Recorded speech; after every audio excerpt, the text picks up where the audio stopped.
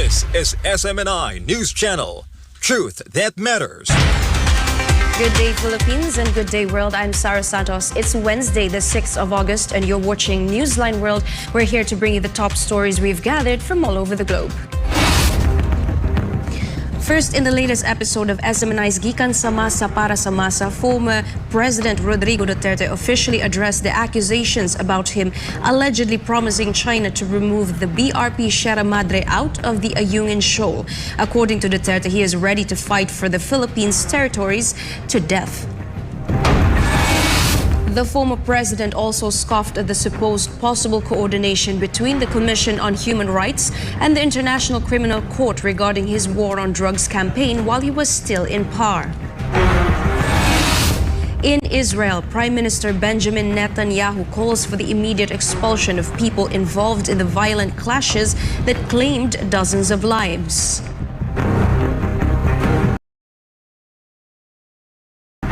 The Kremlin responds to circulating reports that Russian President Vladimir Putin and North Korean President Kim Jong Un will meet soon. And in Asia, Pheu Thai party will form a new coalition after breaking alliance with the Move Forward party.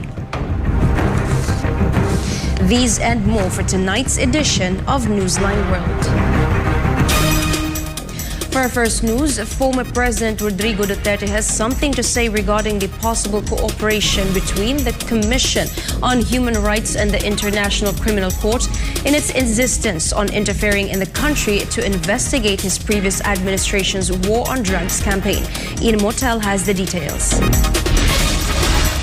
Former President Rodrigo Duterte shrugged off the statements of the Commission on Human Rights, or CHR, after saying that it was ready to cooperate with the International Criminal Court, or ICC, in the investigation to his war on drugs campaign. Chairperson Richard Palpalatok earlier said that the CHR would cooperate with the ICC as it is part of their mandate as a human rights institution and as an independent constitutional body not dependent on the directive of the President or the Executive Department. His words came amid ICC's insistence on their jurisdiction, although the Philippines had already withdrawn as a member of the Hague-based court back in 2019. And although President Bongbong Marcos said that the Philippines will no longer cooperate with the ICC, Palpalatok said that the CHR can still share the collected evidence with a foreign body. But former President Rodrigo Duterte already regarded Palpalatok's words as an old joke. Old comedy, actually. Palpalatok could partner with anybody outside of the Philippine territory. I don't mind. Yung CHR, wala man nagawa. Wala napakulang yun na isa eh. Wala man sila nakita. Ano nga nakita nila sa judicial? Yung na magkalaban yung away, itatapon nila sa atin. Marami kayong daldal. Kung magulo ang bayan sa mga kriminal, The former president also stands by the decisions he made during his administration. Yung man natin titigas ng ulo ninyo. Mabuti na lang 6 years lang ako na presidente.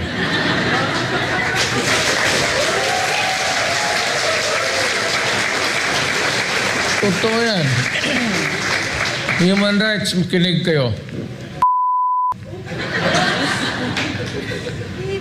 Hindi ko palulusutin yan.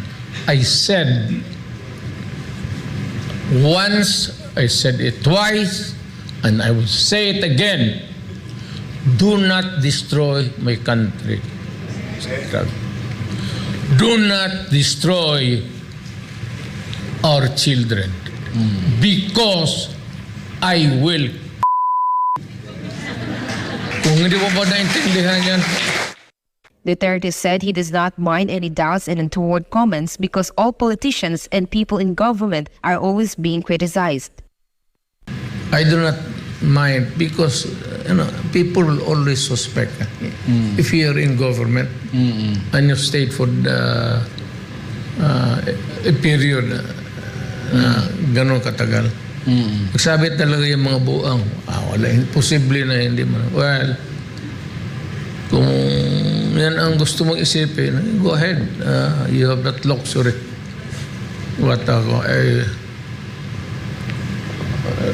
tanong ang Diyos sa akin na, oh, you are an upright. Well, God, not so much. I cannot say that I'm really upright and in the true sense of the word. Why? I have my,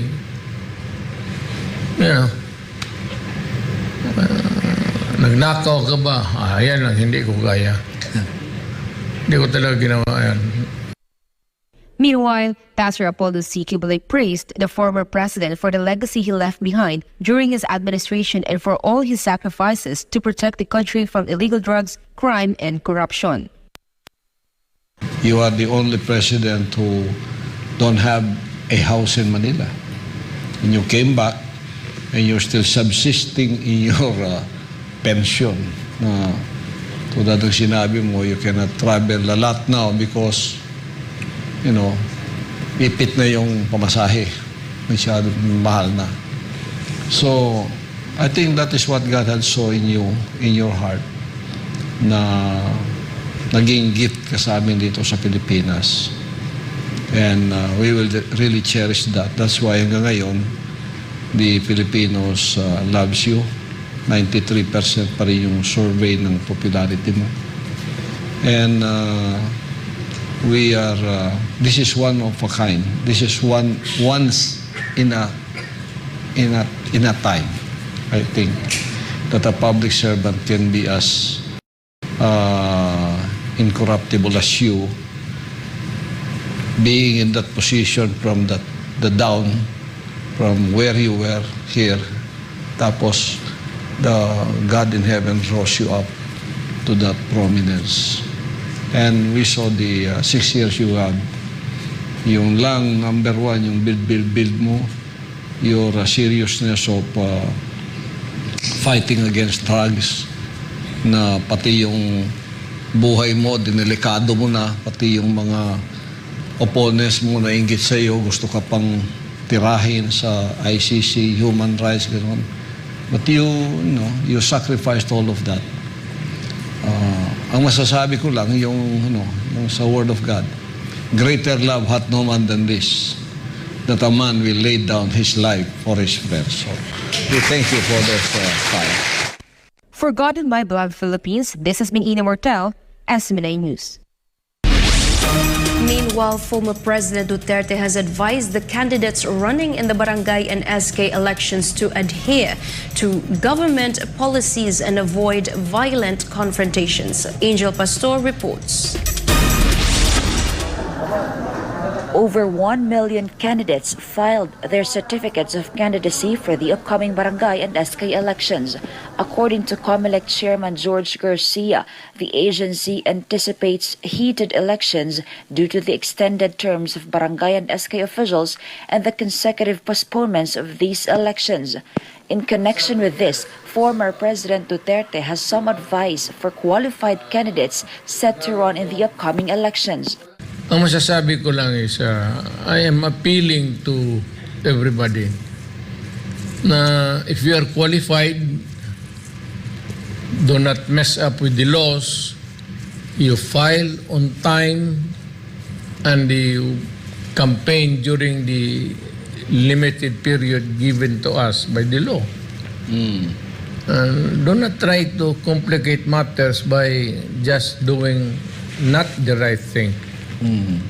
Sundin mo lang ang batas, make the election peaceful. Nobody wants trouble.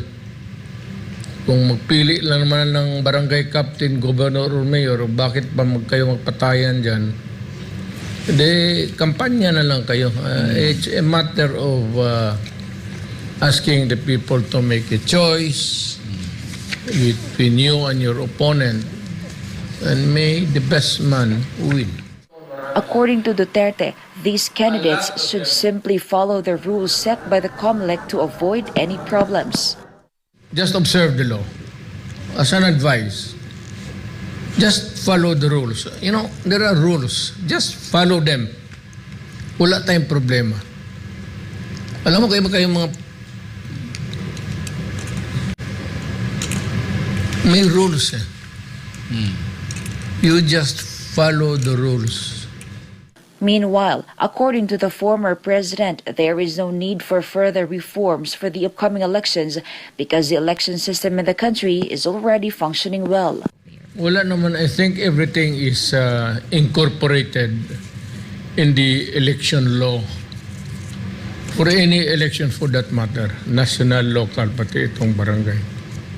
Duterte proudly stated that Davao City has never experienced a tumultuous election. This is because he consistently emphasizes that people should be free to choose those they want to elect into office.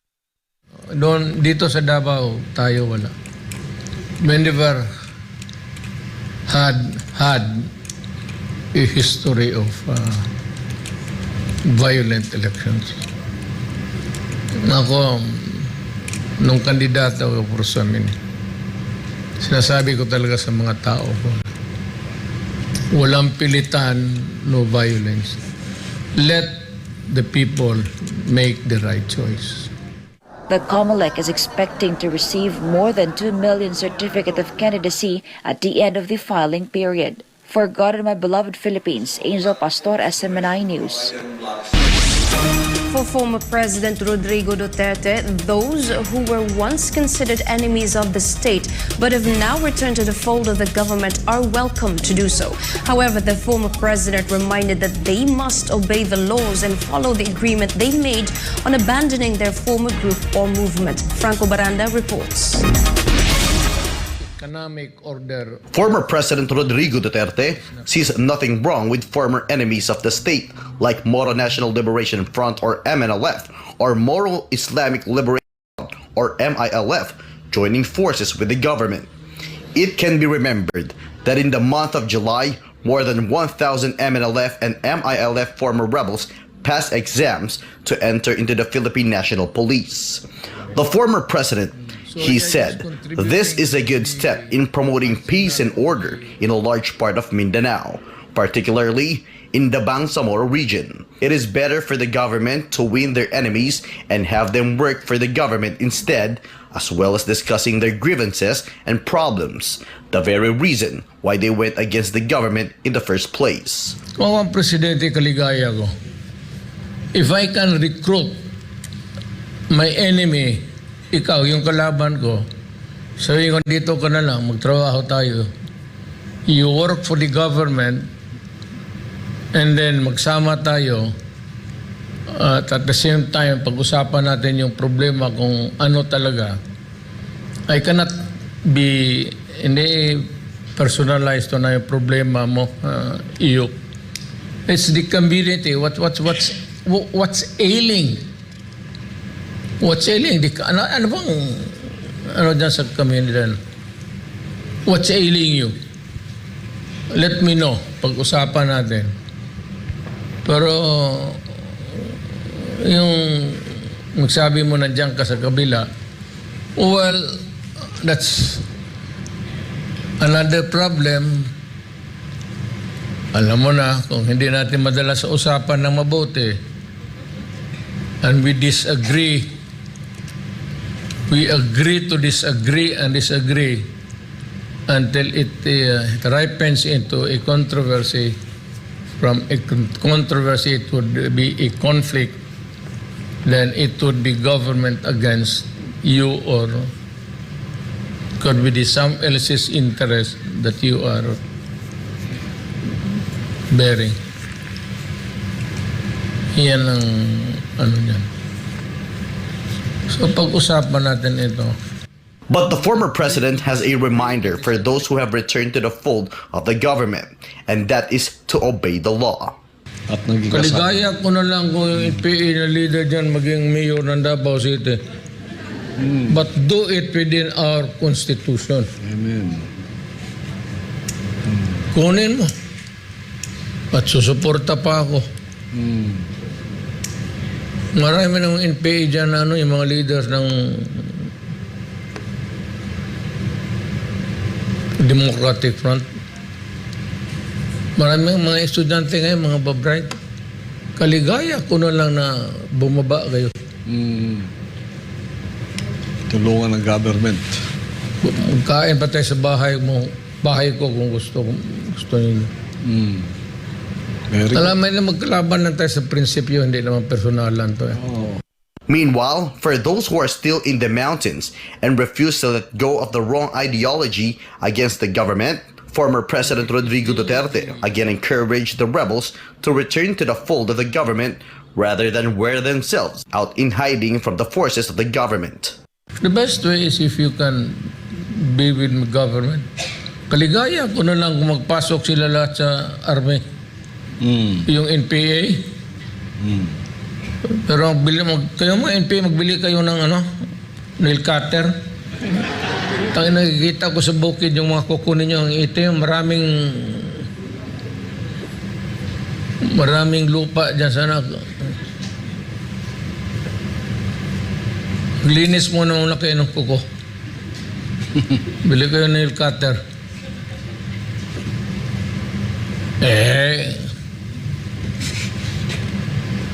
Dudumi pa, ulang ligo. Sige, takbo. Tapos, matapang. Mas matapang pa sa iyo. Anong klase?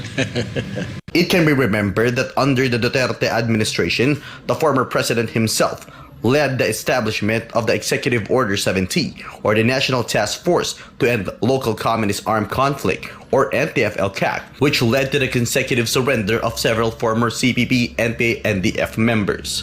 In fact, many of the former rebels say that their lives have been changed by being given opportunities such as free education. Meanwhile, on the side of the Philippine National Police, they are making sure that anyone who wants to join their ranks goes through a correct and strict recruitment process, including former enemies of the government from the New People's Army, local terrorists, and moral rebels. Currently, the Philippine National Police continue to look into opening their ranks to other moral rebels who are undergoing tests and trainings to be part of the National Police. For God and my beloved Philippines, I am Franco Baranda, SMNI News. In other news, the Philippines is gearing up to host and chair the ASEAN Summit in 2026. Find out when and how this could impact the Philippines in MJ Mondejar's report from Jakarta, Indonesia. 3 years from now, the Philippines will again take on the role of chairman of the Association of Southeast Asian Nations, ASEAN.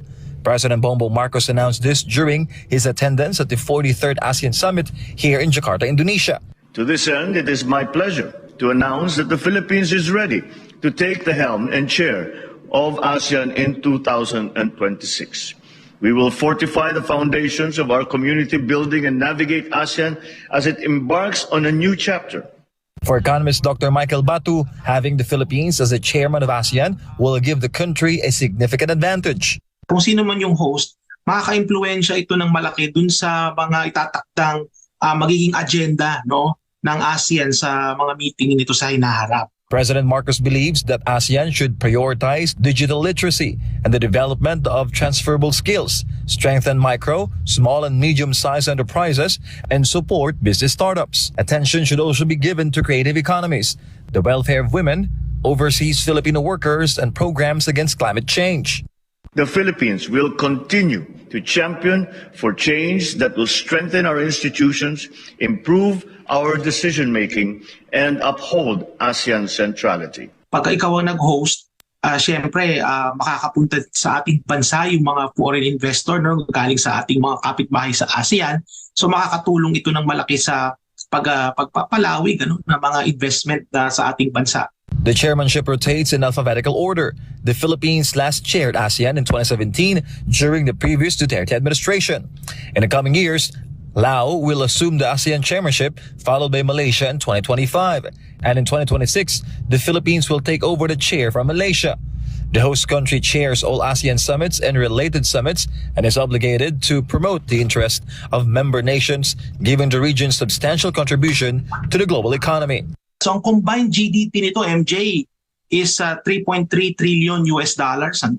At ang ASEAN ang isa sa mga pinakamabilis na economic growing region sa mundo. For Government of Philippines, I'm Jay Mondejar, SMNI News. Former President Rodrigo Duterte said the confidential funds of the Office of the Vice President will bring tremendous contribution to protecting the youth among the terrorist New People's Army or NPA. Jason Rubrico files this report.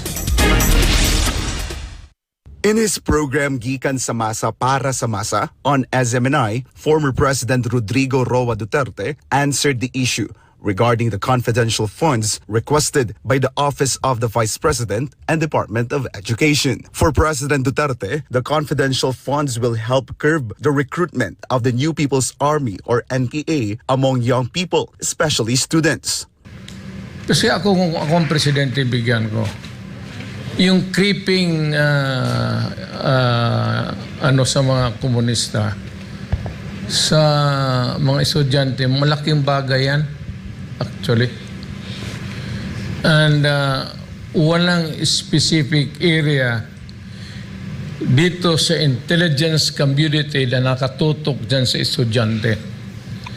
Yung pagpasok ng mga left or the Communist Party of the Philippines in recruiting students. Kita mo maraming mga bata. Ang masakit pa dito, the tragedy of it all is yung mga taga-UP na pumasok doon, mga valedictorians, karamihan dyan, salutatorians, valedictorians. Yun yung brilliant na mga bata, mga anak natin na kukuha. But para sa akin, makukuha ko, mabasa ko yung the purpose really is to stop the intrusion of the left into the student body. Diyan lang kukuha yung mga leader. Kita mo yung mga leader nila, ang babata. Yun pa ang pinakamatindi. And tumatanda sila. Karamihan mga UP. The former president explained that the confidential fund is vital in countering NPA recruitment in educational institutions, particularly in high schools and colleges. Ibigay yan doon sa mga principal o superintendent or whatever, matitignan nila saan yung recruitment banda. You need special money for that. Yung budget ng Office of the President, nakalista lahat yan eh. Everything is accounted for. But the Office of the Vice President is not given the police power. But insofar as the interest of the young people is concerned, if it is really the purpose of the Vice President to stop or at least minimize yung palaging inuudyok yung mga anak natin sa left to dito. Hindi naman yan sa mga kindergarten eh. Hindi yan gagamitin sa kindergarten. Actually, sa high school pati college. President Duterte added that the amount of confidential funds requested by OVP and DepEd is very small. And when he was asked how much he would request if he were the vice president, here's what he said. At saka maliit yan, Pastor. Maliit masyado yan eh. Kung ako ang I'd ask for about 500 million.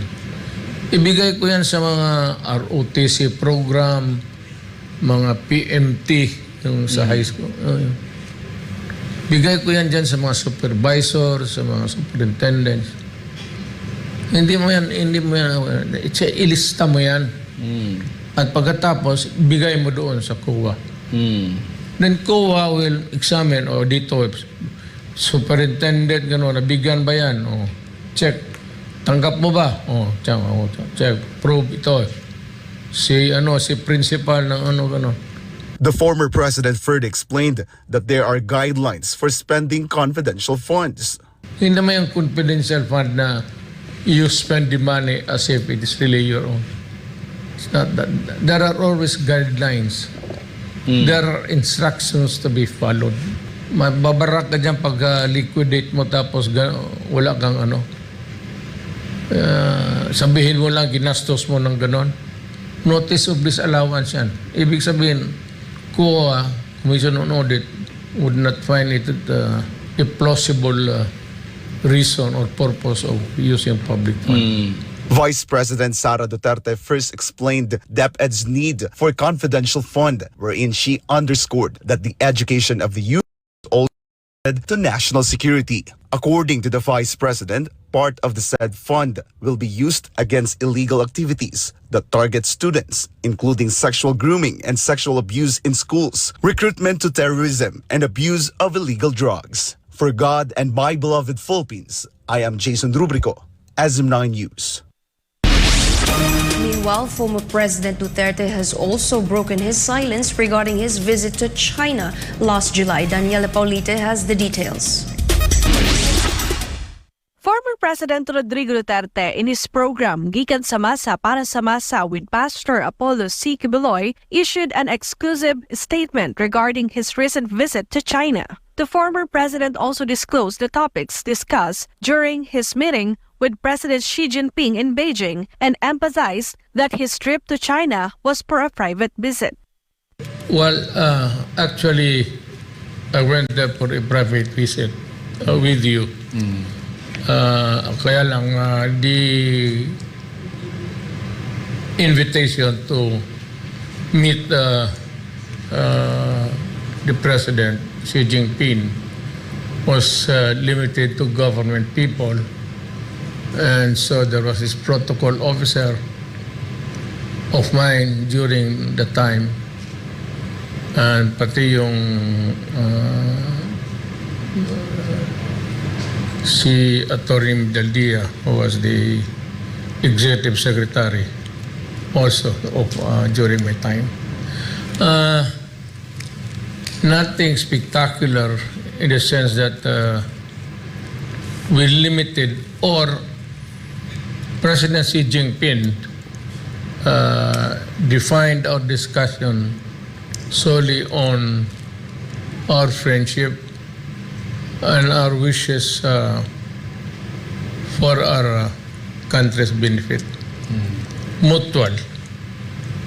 I was waiting for the opening of more or less sensitive issues, but hindi nangyari yun. But you know what? I had a meeting with him for 1 hour and 40 minutes. Yeah. And we were discussing just about anything under the sun, except yung territorial dispute natin sa kanila. He clarified to President Xi that the Philippines is not a part of the disagreements between the United States and China, despite being an ally of the United States. He also emphasized that as a former president, he would not allow the country to be involved in a conflict that would yield no benefits. As I humbly told the President Xi Jinping, we are not a party in this large conflict of between you and the United States. While we are allied with the U.S., it does not go beyond starting wars on other countries. And I would like to say that as a former president, I would not allow my country to be embroiled in a war that is not our own making, and of which we have no interest, national interest to protect at all. Yun ang sinabi ko sa kanya. Na hindi naman kami makipag-away sa inyo. We are just a very small republic in the Southeast Asia, and we are not we do not go around bannering any claims, or sabi ko wala We are not claiming any territory or we do not have the interest to participate in this kind of dispute. We do not need it. Duterte conveyed to President Xi that the country's sole aim is to establish a sound economic and infrastructural relationship. He also explained to President Xi that the Philippines merely wishes to have peaceful relations with its neighboring countries such as China. I only wish that our two countries would continue the good relations so that we can have trade relations, expand on it, and perhaps talk things that would benefit our two countries in terms of infrastructure and the mutual understanding of a peaceful dimensions of our relationship. Ang importante sinabi ko na hindi kami naghahanap ng away at ayaw namin. Sabi ko hindi namin kaya. We cannot afford it because simply we're just a little a minor player in the Southeast Asian group of countries. I mean, it's just plainly scenario. We just want to exist peacefully, develop maybe at a higher pace to catch up with the rest of the world and to have good relations with everybody. Meanwhile, Pastor Apollo C. Cablelink also mentioned that they attended the dedication ceremony of a building at a college for former President Duterte's mother, Soledad Roa Duterte, located in Fujian, China. So there, the statement of our mayor and put to rest the questions of many of you on his China visit, and I was with him there. We also went to Fujian to dedicate the building a college in honor of the mother of our former president, Soledad Roa Duterte College, and we were there to celebrate that also. And with me, I went also to Shenzhen together with the mayor, but I was the one who visited the Yekalon group because that is our supplier for our interior. And we had dinner with the group tendered by Yekalon. Then we went home. It should be noted that Pastor Apollo was with former President Duterte in Beijing, but the good pastor's main purpose of traveling there was to arrange the necessary materials for the construction of the Kingdom Project in Davao City, also known as the biggest indoor cathedral in the world. For God and my beloved country, the Philippines, this has been Daniela Paulite, SMNI News. In other news, the leader of North Korea, Kim Jong Un, and the president of Russia, Vladimir Putin, may meet this month for weapons talks, but the Kremlin said that they have nothing to say on this matter. Meanwhile, South Korea's president accused North Korea of being a threat to Southeast Asia. The details from Kim Song. North Korean leader Kim Jong Un is allegedly planning to travel to Russia this month to meet President Vladimir Putin. Reports citing U.S. officials said Kim will possibly travel from Pyongyang by an armored train to Vladivostok on Russia's Pacific coast, where he will meet Putin. Last month, White House National Security spokesman John Kirby raised concerns about possible arms negotiations between Pyongyang and Moscow. To recall, Russia already announced its plan to conduct joint military exercises with North Korea. This statement follows Russian Defense Minister Sergei Shoigu's visit to North Korea for the 70th anniversary of the end of the Korean War in the month of July. On Saturday, the Russian ambassador to North Korea stated that he doesn't know if there are trilateral drills that will be held between Russia, North Korea, and China. Still, he said that this move is appropriate following the trilateral military exercise conducted by South Korea, Japan, and the United States. North Korea has conducted 6 nuclear tests since 2006 and many missile tests over the years, but it rarely conducts military exercises with other countries. Meanwhile, South Korean President Yoon Suk-yeol branded North Korea's advancing missile programs as a direct threat to the Association of Southeast Asian Nations, or ASEAN. Yoon made the remarks in an interview with Indonesia's Daily Compass. His words also come ahead of his visit to Jakarta, Indonesia, as he plans to join a series of annual ASEAN-related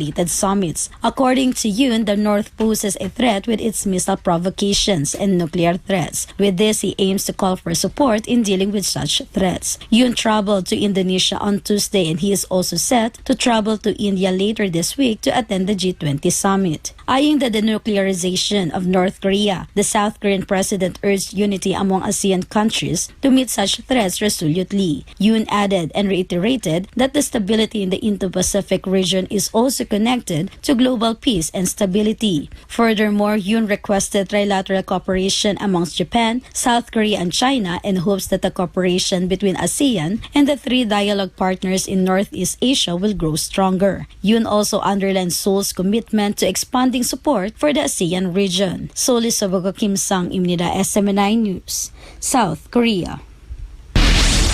Following violent protests in the Israeli city of Tel Aviv over the weekend, Prime Minister Benjamin Netanyahu is calling for the immediate expulsion of those who took part. Let's find out what happened from Almar Forsuelo. On Saturday, violent clashes erupted between pro- and anti-Eritrean government supporters in the city of Tel Aviv when the Eritrean embassy was due to hold an event. Activists had earlier warned the embassy against hosting the gathering, but they say authorities didn't heed their warning. More than 150 people were injured, as well as at least 30 wounded police officials, according to reports. Pieces of lumber, metal and rocks were thrown between the two camps in a neighborhood in the south of Tel Aviv where most asylum seekers live. Protesters also smashed shop windows and vehicles, including police cars. Israeli law enforcement personnel equipped in riot gear responded by deploying tear gas, stun grenades, and live rounds, with mounted officers attempting to manage the protesters and disperse the mob. The following day, Israeli Prime Minister Benjamin Netanyahu convened a special ministerial committee meeting in Jerusalem in response to the recent outbreak of violent riots involving Eritrean immigrants in Tel Aviv. During the forum, Netanyahu said he is seeking strong steps against the rioters, including the immediate expulsion of those who took part, and expects a complete and updated plan to repatriate all of the remaining illegal infiltrators from the country. עכשיו נשארה בעיה רצינית עם המסתננים הבלתי חוקיים בדרום תל אביב, במקומות אחרים, אבל מה שקרה אתמול היה חציית קו אדום. זה התפרעות, זה שפיכות דמים, זה פרעות שאנחנו לא יכולים לקבל. ולכן הדבר הראשון שאני עושה הוא לאחל החלמה לשוטרים שנפצעו במהלך הניסיונות להחזיר את הסדר. אנחנו מבקשים צעדים חזקים נגד המתפרעים, כולל גירוש מיידי של אלה שנטלו חלק בזה.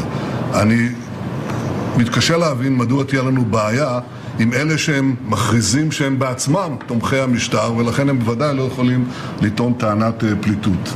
בכל מקרה, אני מבקש גם שהפורום הזה יכין תוכנית שלמה, מעודכנת, להוצאתם של כל שאר המסתננים הבלתי חוקיים ממדינת ישראל, וזה התכלית של ההתכנסות הזאת היום. תודה רבה.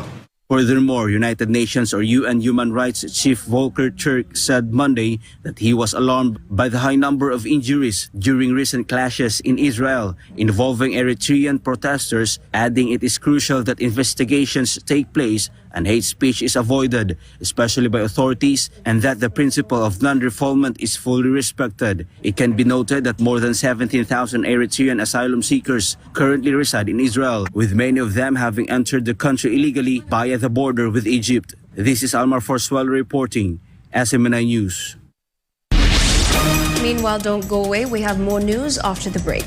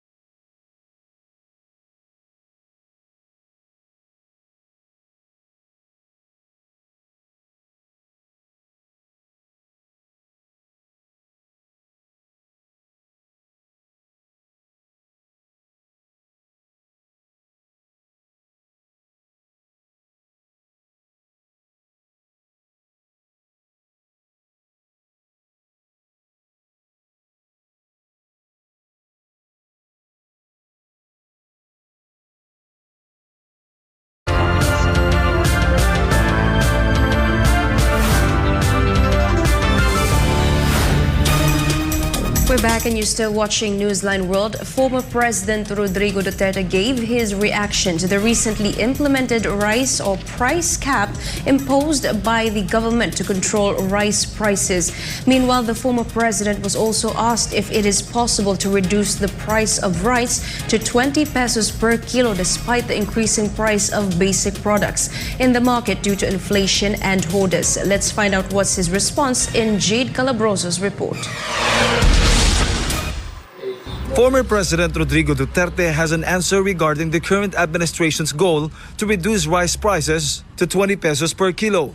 This also follows the newly implemented rice price ceiling, which took effect on September 5 under the Executive Order number 39, which aims to temporarily limit the rice prices to 41 pesos per kilogram for regular milled rice and 45 pesos per kilogram for well-milled rice. EO 39 states that despite the steady rice supply, the Departments of Agriculture and Trade and Industry have also reported the widespread practice of alleged illegal price manipulation like hoarding by opportunistic traders and collusion among industry cartels in light of lean season as reasons for the alarming increase of retail prices of rice.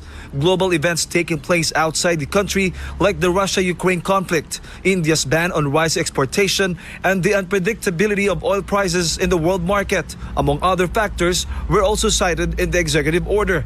On this issue, former President Rodrigo Duterte said that the law of supply and demand contributes to the increase in the price of rice, not only in the Philippines but also in other Asian countries. Law of supply and demand. That's the rule. Mas maraming bigas, mas mura. Kasi maging basura yan kung hindi maubos eh. So that is really a question of supply and demand. Now, the supply is naubusan na nga tayo ng rice-producing countries. Eh. It's getting a smaller market. Wala na masyadong silang land to till. Wala tayong Southeast Asia ganun. So pataas talaga ng pataas, pati inflation.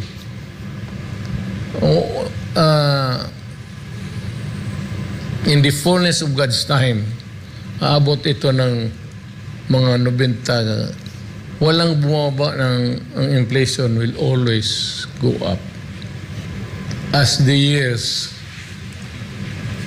would come. Duterte also explained that despite illegal practices such as hoarding, rice prices in the country will continue to increase. Well, by any language, by any economic standard in any country, hoarding is really a criminal act. You create an artificial shortage intended to raise the prices up. Kasi kunin mo, itago mo, palabas ka lang para mag-agawan yung tao magbili. By any standard, that is really illegal. Pero kaya nga mag-illegal kasi taglak kulang. Kasi kung marami yan, maraming bigas, baski anong tago mo, wala namang magsilbi yan kung mayroon talaga available. It's a question of the supply and demand. At tumataas talaga ang noon pa yan, high school pa ako, tumataas na ng tumataas. Hindi na bumaba yan kailanman. So we should not expect that it will go into a plateau for a period of time.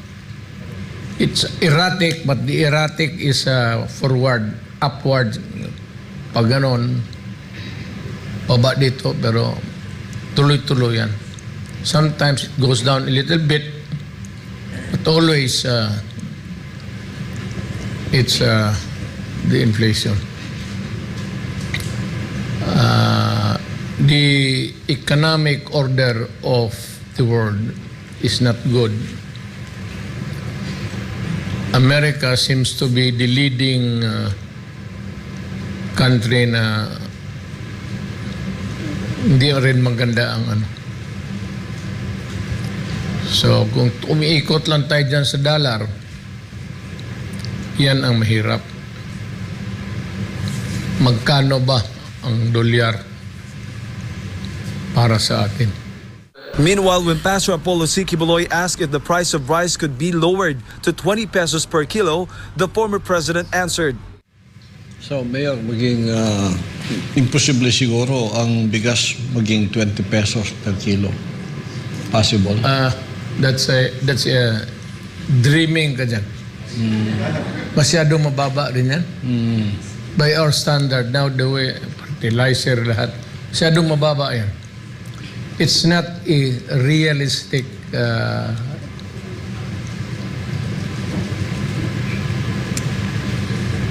value sa vis-a-vis sa market, the law of supply and demand sa market. Hindi kasi ano, it would be around. Although the Philippines is a country rich in agricultural soil, it remains the second biggest importer of rice in the world. In fact, in 2022, 90% of this Philippines rice imports came from Vietnam, while the remaining 10% came from Thailand. Meanwhile, India, the world's top rice producer, recently imposed a rice export ban, and this move is expected to reach not only in Asia, but also in the global market. Nag-ban na sila pag-export ng rice nila. Kulang Kulang, no? Para din sa kanila. Because of the land, ganun rin ang issue doon sa kanila. It's always development. It's agriculture, commercial. Forestal, Pilipinas, forestal. Then you graduate to a agricultural. Then you go into a commercial category. Meanwhile, when Pastor Apollo asked what steps can be taken should a food crisis occur in the Philippines, former President Duterte answered, Well, kung mayroon pang sa current supply, whether locally produced or bought, i-hold mo muna, yung mag-embargo ka. Meaning to say that yung mga warehouses, kontrolado mo na. Computed mo na kung ilan dyan ang nakalagay. So that overall, makuha mo yung totality of the supply and you can come up with either if it's a private thing, bilhin mo, which is karamihang ganun talaga, or mag-import ka. Ganito ang presyo, pero ang pabili mo mababa. Ibig sabihin, kung siguro preparado kang to lose about in a transaction dyan sa bigas, we are ready to lose about 3 billion to subsidize. Magpalugi ka na lang para kakain yung tao. Ang government ang gagawa nun ba yan? Wow. Ganun ang dapat ang gawin ng gobyerno. That's the remedy, Mayor, no? Oo. Kasi pag hindi mag-revolusyon yung tao, gutom ang tiyan. Gutom ang tao. In your time during the pandemic, Mayor, that was very, very hard. Wala naman sa asawa ng Diyos. Steady man ang ano. To recall, with the implementation of the EO39, President Bongbong Marcos also tasked the Department of Social Welfare and Development to distribute aid to certain rice traders and retailers that will be affected by the rice price cap. Reporting from Davao City, for God and my beloved Philippines, this has been Jade Calabroso, SMNI News. Workers at two major liquefied natural gas or LNG facilities in Australia have announced a plan to launch a strike for 2 weeks from September 14th. Sheena Salim reports. Workers at Chevron's Gorgon and Wheatstone LNG projects in Western Australia will launch more strikes amid an escalating dispute over pay and work conditions. The 2-week strike will start on September 14. The two facilities accounted for about 7% of global LNG supply last year. The announcement of a strike came after almost all of 461 employees from the Gorgon and Wheatstone sites rejected the company's pay package proposal. News of prolonged strike action has raised fears of disruption to LNG exports and sent European gas prices to a nearly 2-month high. A representative from Chevron said it is now trying to find a solution for the company, its employees, and the gas market. Research and analysis provider Bloomberg NEF warned that a 2-week shutdown at the Gorgon and Wheatstone facilities could lower Australian output by 1.1 million tons. Reporting from New South Wales, this is Sheena Selim, SMNI News, Australia. In France, female Muslim students have been banned from wearing abayas in schools as the new academic year begins. Margaret Parcasio files this report. A report published by the Environment Public Authority suggested that many parts of Kuwait would become unlivable due to extreme heat. According to the report, certain areas of Kuwait could experience temperature increases of up to 4.5 degrees and make large portions of the country unsuitable for human habitation. The high demand for fossil fuels to sustain electricity in the country contributed significantly to carbon emissions. In addition, 61% of water in the country is being produced through energy-intensive desalination processes, releasing greenhouse gases into the atmosphere and trapping heat, hence contributing to the rise in temperature. To address the crisis, several companies have already initiated projects to promote renewable energy sources in Kuwait, while numerous other renewable energy projects are in development. In a report published in the Nature Sustainability Journal in May 2023, experts warned countries across the Gulf region and the wider Middle East are highly vulnerable to extreme heat due to climate change, with poorer populations at risk of high exposure to extreme heat in the coming decades. Moreover, a report released by the United Nations and the Red Cross last year warned that extreme heat events will make parts of Asia and Africa uninhabitable for up to 600 million people by the year 2100. Reporting this has been Melchizedek Cadiz, SMNI News, Kuwait.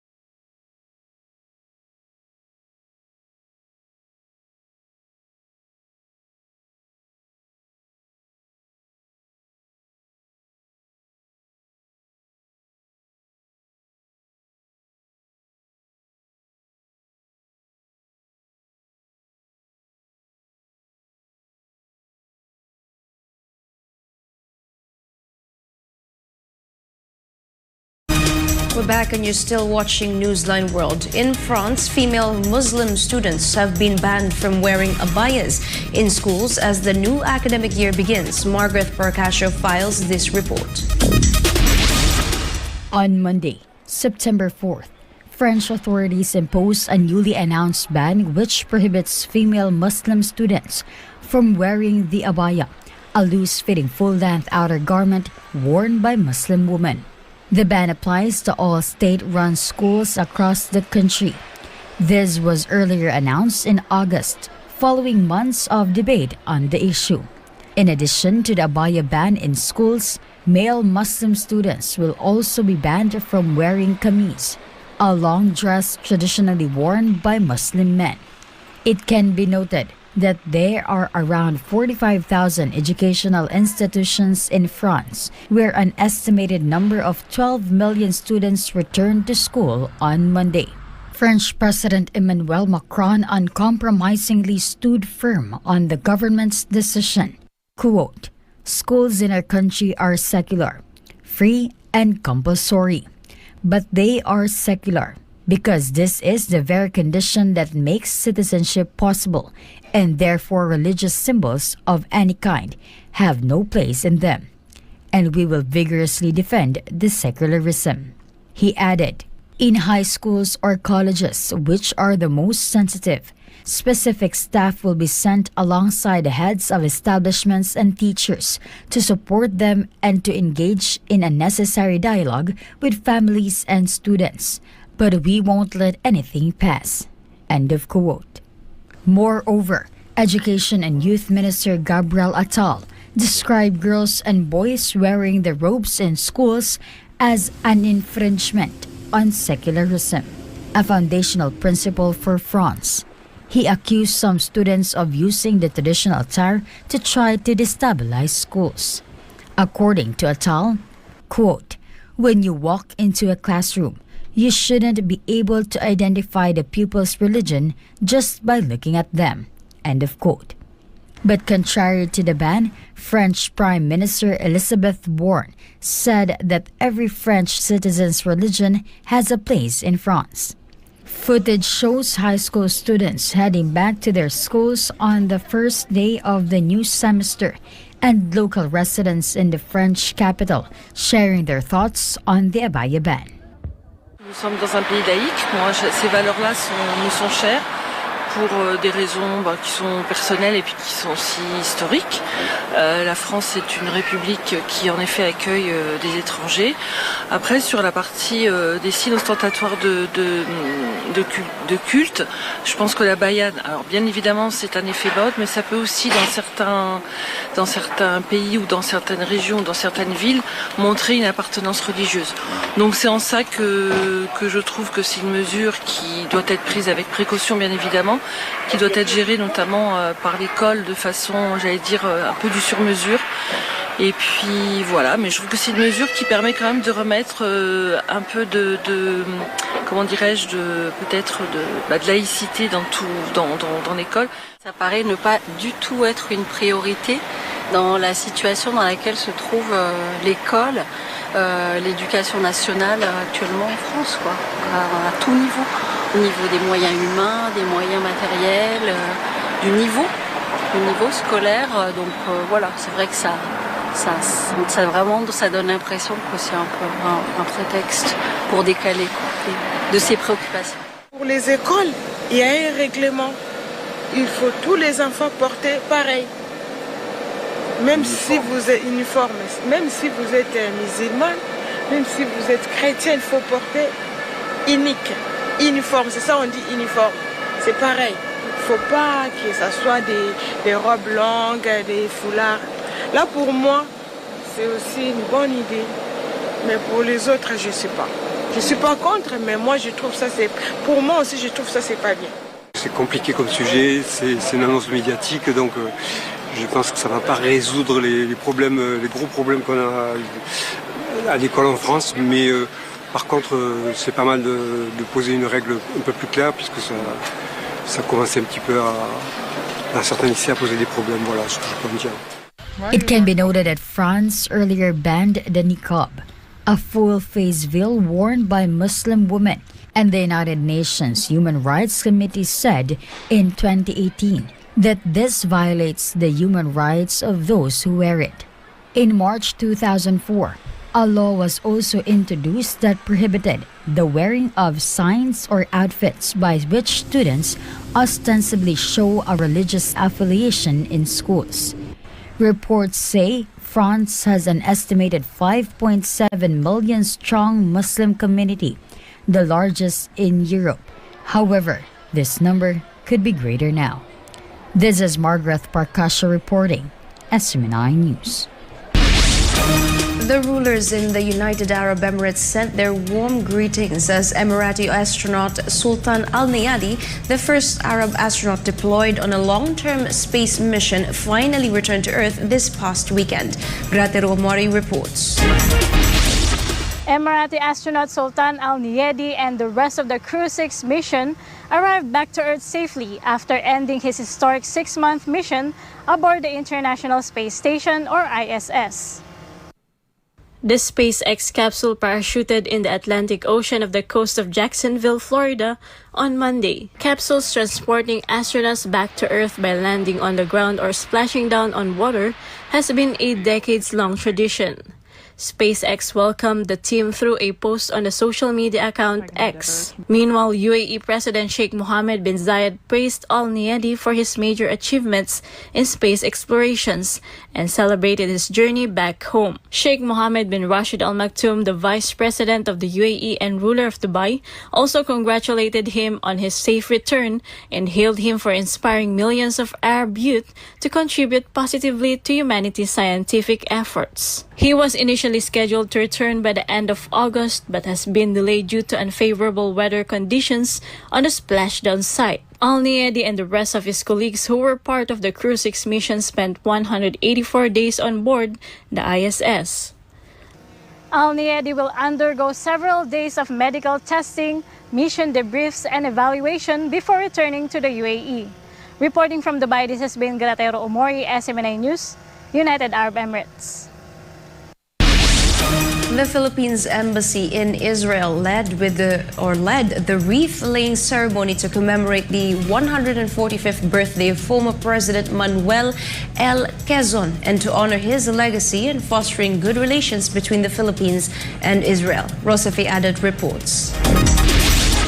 To commemorate President Manuel L. Quezon's 145th birth and 79th death anniversary, the Philippine-Israel Embassy led a solemn wreath-laying ceremony at the Open Doors Monument in Vigan, Lezion, participated by some Filipino community leaders, Holocaust survivors, and government officials. The Open Doors Monument honors former President Quezon's compassionate act of providing refuge to 1,300 Jews fleeing Europe during the Holocaust in the late 1930s. The late president's rescue of Jewish refugees, also known as Manilaners, has since become a significant foundation of the Philippines-Israel relations. It is important to continue honoring former President Quezon's legacy and shine a light on his open-door policy. The participation of the living Manilaners and their kin, the Filipino community in Israel, and the Vigan Lezion municipality made the commemoration more meaningful. The initiative will help create more awareness of the sad event in Israeli society and therefore foster our friendship and good relations with this country. Jewish refugees were admitted to the archipelago due to the effort of Quezon, who served as the second president of the Philippines after the late Emilio Aguinaldo. He established the open-door policy by issuing Proclamation Number 173 on August 21, 1937, which paved the way for Filipinos to welcome refugees and provide refuge to 1,300 Jews. The program started by playing the national anthems of both countries, namely Lupang Hinirang and Hatikva. The wreath-laying ceremony was headed by Philippine Ambassador to Israel, Pedro Lilo Jr., accompanied by Madam Carrie Jane D. Lilo. Also in attendance were Mayor and Council Member Michael Raif, who represented the Israeli city of Rishon LeZion, Mayor Raz Kenslich, along with Director Annette Bin-Shahar, Mr. Danny Weisler, representing the Manila nurse, together with her kin Asher, Daisy, and Dorilies Goffer. The event was highlighted by the message of the Philippines ambassador to Israel, as he stated that we should not only honor former Philippine President Manuel L. Quezon, but also live the ideals he had stood and fought for. He also urged Filipinos to follow in his footsteps of being champions of open doors, open minds, and open hearts. Indeed, one of Quezon's most enduring legacies was providing safe haven in the Philippines for Jewish refugees fleeing Europe during the Holocaust. Quezon's humanitarian act, amidst the darkest time of persecution and rejection of the Jewish people, shown as a testament to the Filipinos' compassion and love of fellow man, which we call in our language as malasakit.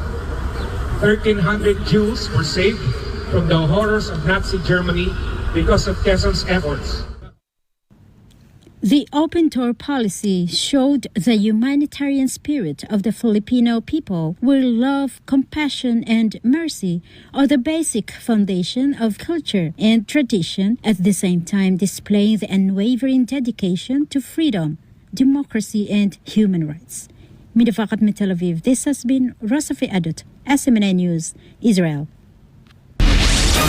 Meanwhile, Pastor Apollo C. Kibuloy of the Kingdom of Jesus Christ gave reminders to the country's leaders about their responsibilities according to the will of God, especially their roles in promoting peace and order rather than allowing evil to prevail in the nation. Carla de la Peña tells us more. A nation's success, including the kingdom nation, and prosperity is tied to its obedience to God and recognition of His laws and ordinances which are written in His Word. Rejoice, children of God. In his program Sounds of Worship, aired on Sunday, Pastor Apollo C. Kibuloy of the Kingdom of Jesus Christ shared some spiritual insights regarding the responsibilities of leaders and authorities governing a nation. First and foremost, Pastor Apollo emphasized the importance of having a government and the basis of responsibility for leaders as ordained by God. The purpose why the Almighty Father has instituted government is for the good and welfare of all the people. Just imagine if there is no powers and authorities ordained of God like that, there will be anarchy in the world. Or in a nation like ours, there will be anarchy, the evil people will rule it over us, and there will be chaos, there will be lawlessness, there will be all kinds of evil that will happen. The state has the basic function to restrain evil. Leaders, rulers, wield power and authority to carry out justice against wrong. According to the good pastor, leaders are the ones empowered to hold wrongdoers accountable and should not serve as protectors of such individuals. Pastor Apollo emphasized that this action is taken to safeguard the law-abiding citizens of the nation. Rulers are protector of the good and punisher of the wicked. It is the duty of those in positions of authority to judge righteously and rebuke the evildoers, not the other way around. So leaders should use their authority to punish evildoers in order to protect the law-abiding citizens. Kinanglan execute dayon. Gukuron dayon ng dautan, taralon dayon. Ibilanggo dayon. Kung leader ka, talagang dapat tumpak ang ginagawa mo, lalo na sa pagsugpo ng kasamaan. According to Pastor Apollo, leaders of the nation should be the foremost enforcers of justice and equality. Leaders should not be a terror to good conduct and should protect its citizens by instituting systems of fairness and equality. It's happening today, di ba? There are leaders who justifies the wicked and they condemn the just. Kaya marami ang nangyayari ngayong hindi maganda kasi ang justice, ang hustisya ay hindi nagaganap.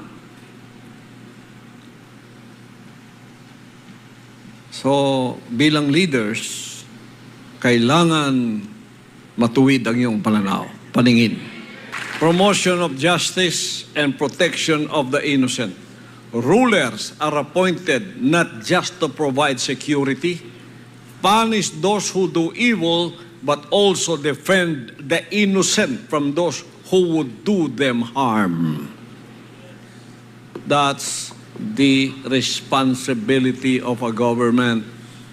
That's the responsible leaders of a government. When you are a ruler, there is authority in your hand to do judgment and justice. Kaya yung mga vengatibo na ruler, hindi pwede. Na kahit mabuting sinasabi mo, pagka hindi nila gusto, patay kang bata ka. Mamarkahan ka. Kalaban ka pa pala sa akin na leaders should not be like that. Pagkatapos gagawa ng paraan para ibagsak ka niya. Siraan ka. Hindi ganon. Kahit masaktan ka pa, pagkatamang sinasabi, noong nasa baba, magpakumbaba ka.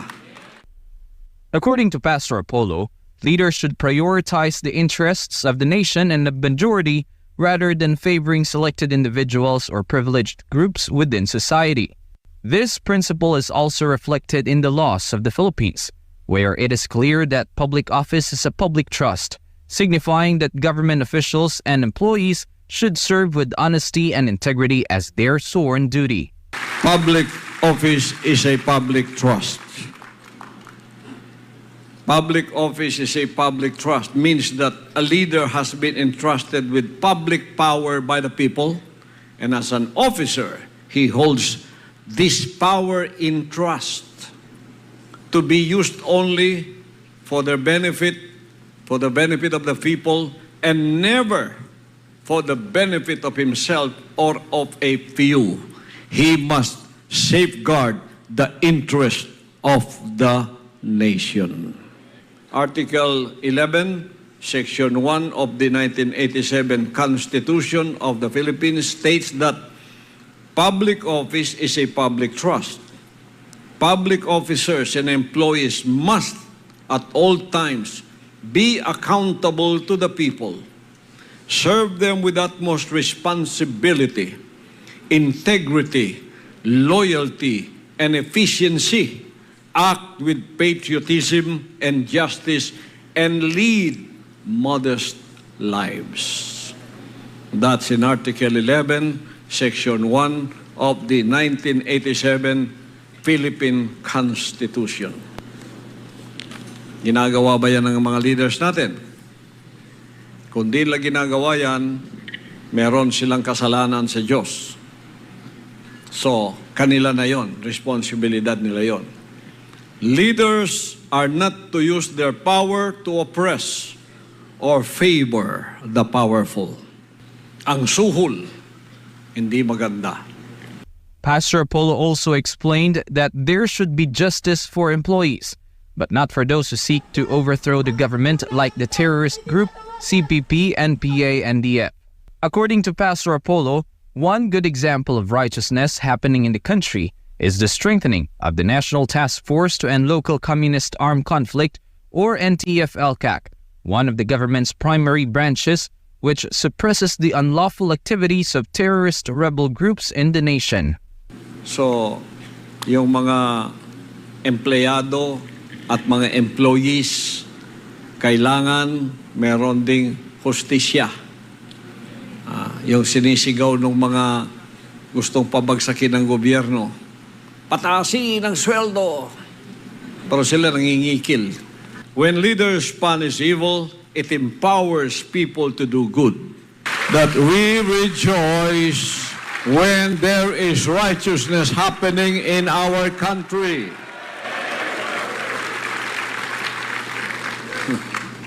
For example, sa NTF-ELCAC, sinusupil, sinisikil. Bakit? Ayaw nila ng righteousness. Ayaw nilang tumulong sa kanilang mga kapwa. Bakit? Masama ang puso. Sino ang makikinabang kung ang NTF-ELCAC ay mawawala?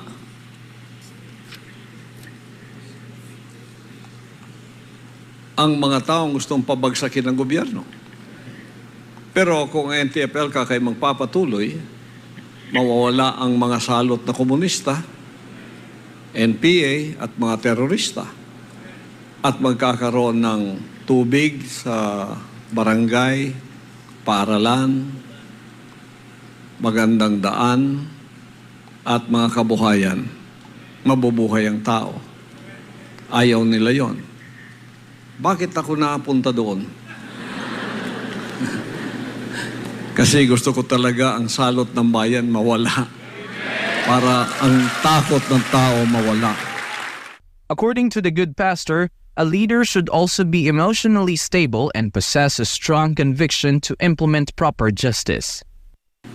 And rulers should not be balat sibuyas. They should not be onion-skinned. And they should not harbor hate. You know? But look at the judgment and justice as fairly and as squarely as can be. Meanwhile, Pastor Apollo clarified that not all leaders have bad intentions because many of them are for the welfare of the nation. So hindi lahat ng mga leaders nakikita natin masama. Marami riyan mabubuti. Nahahaluan lang ng masama. So pagka tayo ay naghahatol, huwag hatulan lahat. Huwag lahatin.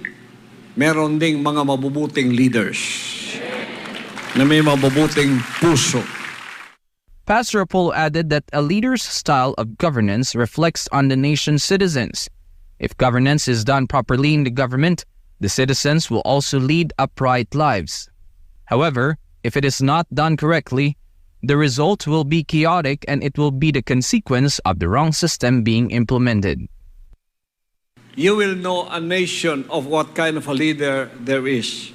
Look at the fruits of that. Look at the result of that leadership. If the leader wants cleanliness, and he has that spirit of being clean and cleanliness, everything that is under him will be clean. If the leader wants order, or law or order, the result will be law and order. If there is chaos, then that leader is chaotic. Because the failure and success of everything depends on the leader. It depends on a leader. It may be a group, organization, community, a city, a nation. Look at the result of his leadership. The result is the people. What kind of people are there? Are they unruly? Are they lawless? Are they dirty? Is there chaos? There's no order? Do not look at the people. Look at the leader. If the leader wants righteousness, all his people will be righteous. Praise the Father. If the people wanted, if the leader wanted everything a leader, because he has power and authority in his hands, anything that a leader wants will happen when he wants it to happen. So, kikita mo doon. Kahit sino pang humaharang yan, basta gusto ng leader, ganun ang mangyari. In the end, Pastor Apollo reminded that an essential step for leaders is to approach God and seek the right guidance for proper governance. So, it's always good for leaders to seek wise and godly counsel when making important decisions. It should be noted that Pastor Apollo is one of the advocates of the principle of nation building, where all citizens should also unite with their leaders for the progress of the nation. For God and my beloved country, the Philippines, this has been Carlo de la Peña, SMNI News. And before we end, may you be inspired with a message of the appointed Son of God.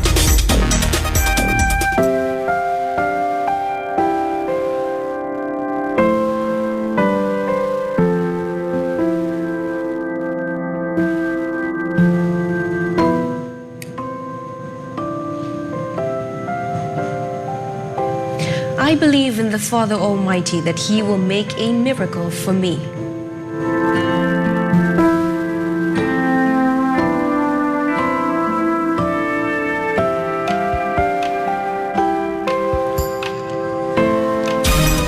And that's all for today's edition of Newsline World. For more news update, you may visit SMNInewschannel.com or follow us on our official social media accounts on Rumble, Facebook, and Twitter. For God and my beloved country, the Philippines, I'm Sarah Santos. Thank you for watching Newsline World, and thank you to our beloved Pastor Apollo C. Kibuloy, for the opportunity to be a part of this program. May you continue to listen on SMNI as it delivers nothing but fair, truthful, and balanced news, because SMNI is your source of credible